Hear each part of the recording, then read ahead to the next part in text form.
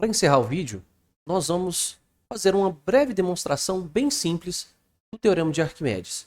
Para isso, eu vou considerar aqui que um objeto cilíndrico que tem área da base A e altura h esteja imerso num fluido de densidade ρf.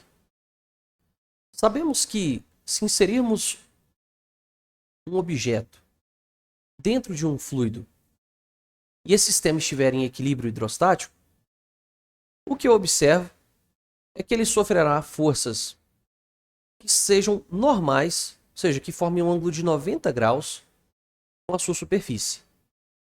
Assim sendo, nós teremos forças aqui, normais em todas as direções, nas faces laterais, de modo que elas se anulem, mas nas faces de cima e de baixo, essas forças não irão se anular, uma vez que teremos uma diferença de pressão entre esses dois pontos.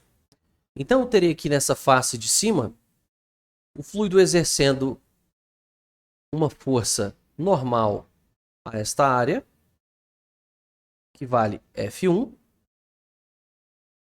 e na face de baixo estará exercendo uma força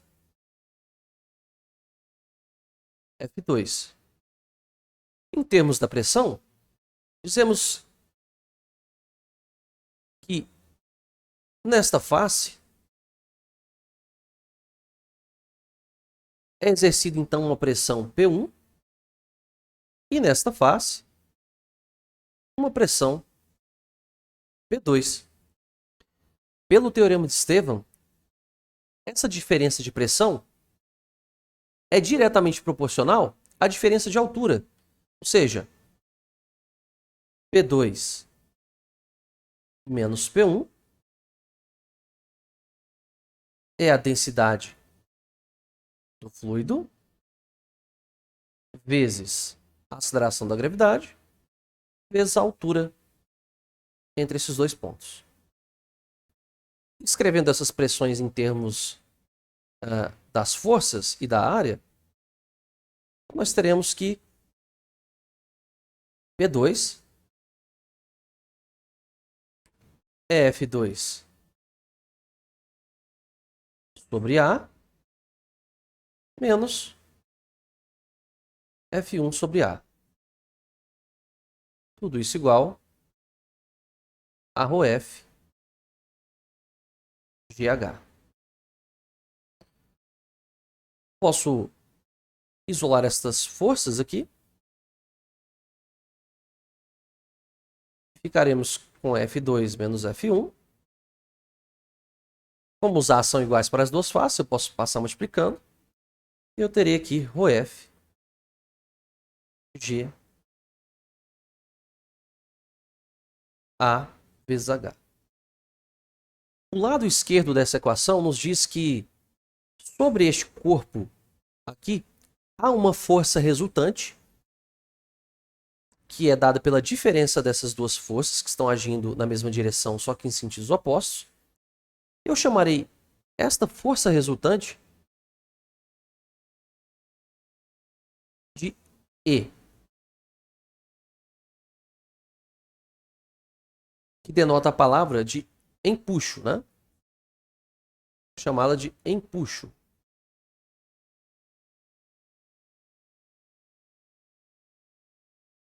Por outro lado, este produto que aparece aqui no lado direito da equação, A vezes H, é a área da base vezes a altura, que é o volume deste objeto que está inserido aqui dentro. Por outro lado, isso aqui é o volume. Reescrevendo esta equação, eu vou ter que este empuxo é igual a ρf G vezes o volume do nosso corpo. Vou colocar assim, VC.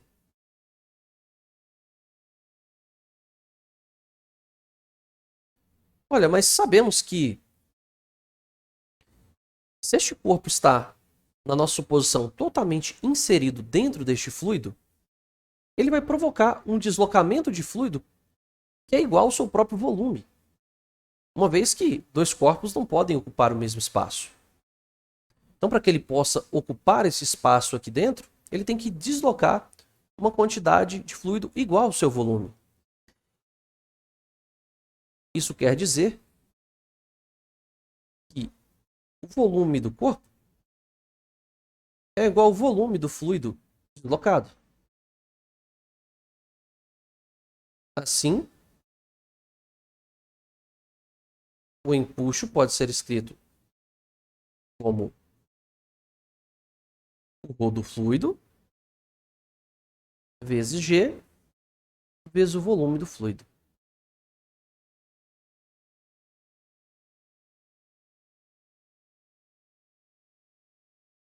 Ora, nós podemos interpretar esse resultado de uma forma bem interessante.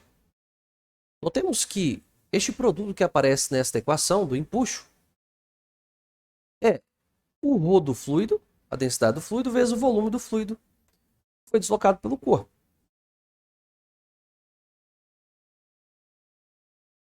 Então, daqui nós sabemos que o ρ do fluido vezes o volume do fluido é justamente a própria massa do fluido que foi deslocado.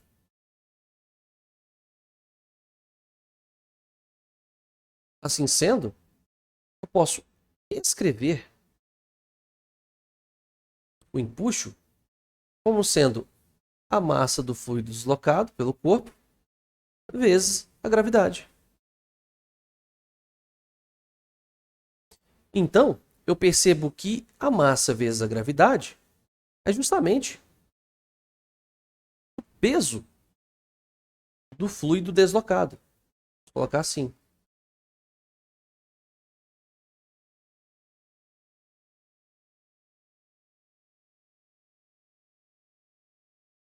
Vejamos essa bela interpretação.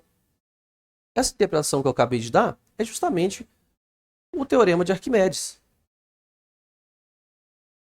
Eu vou dizer, então, que o empuxo sofrido por um corpo imerso no fluido é igual ao peso do fluido que foi deslocado por esse corpo.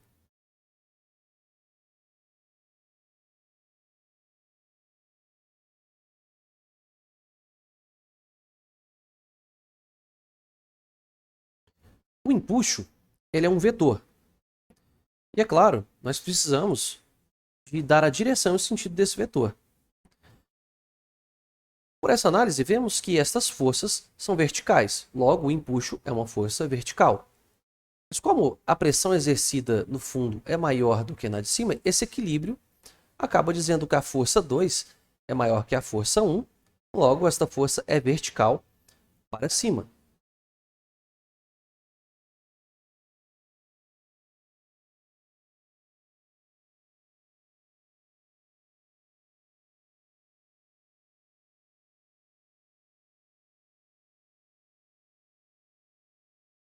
Tendo essa força vertical para cima, explica o fato de que é muito mais fácil tentar mover um objeto debaixo da água, uma vez que parte do empuxo vai se cancelar com a força-peso, dando a impressão de que o corpo está bem mais leve. A partir desse resultado, nós podemos fazer uma análise bem interessante, que eu chamo da condição de flutuação. Então, vamos supor aqui que eu tenha um objeto, tá? Como se fosse um cilindro aqui também. Ele tem comprimento h, em altura h, e somente parte dele está submersa. Eu vou chamar aqui de uma quantidade L. Suponhamos então que este cilindro esteja em equilíbrio. Então o que eu sei? No equilíbrio,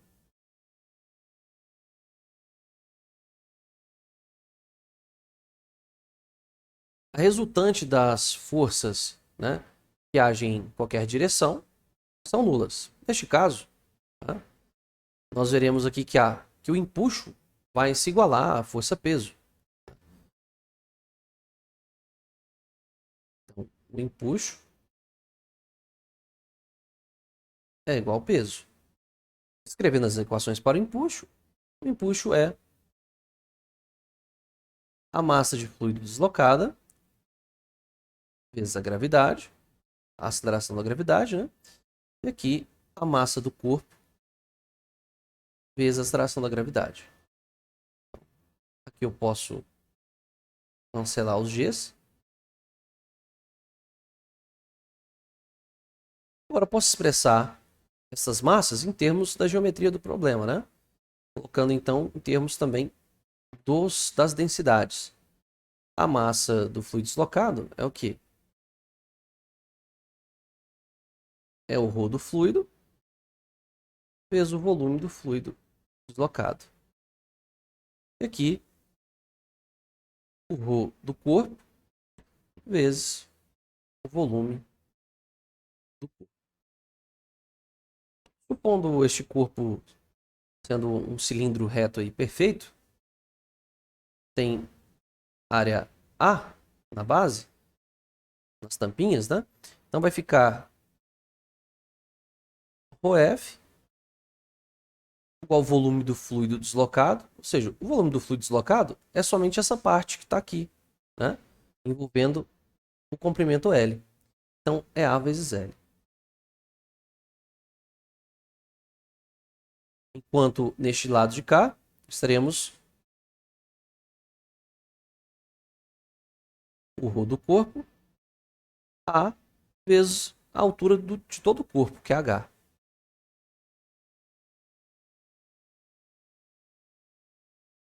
Então as áreas aqui também se cancelam.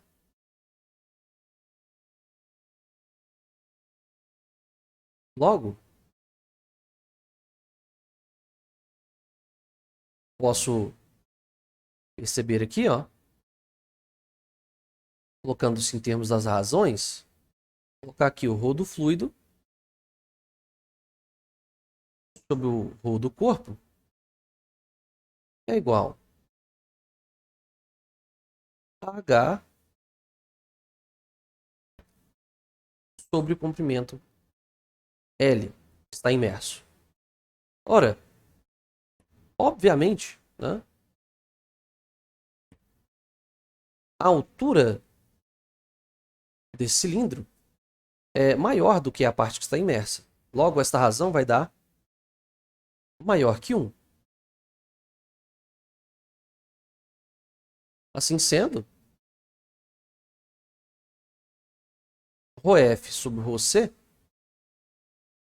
é maior do que 1. Então, a condição de flutuação é que a densidade do fluido no qual o corpo está inserido seja maior do que a densidade do corpo. Então, esta é a condição necessária para que haja flutuação. Ou seja, para que o corpo boie no fluido. Bem, então conseguimos mostrar de forma bem simples esses conceitos. Não vou me alongar mais, ainda a gente poderia falar sobre muito mais coisas. Espero que vocês tenham gostado, né? Curtam, compartilhem esse vídeo com outros colegas que estão estudando sobre esse assunto, né? Deixem sugestões nos comentários, perguntas, dúvidas. Espero que vocês tenham gostado e apreciem. Um abraço e até mais.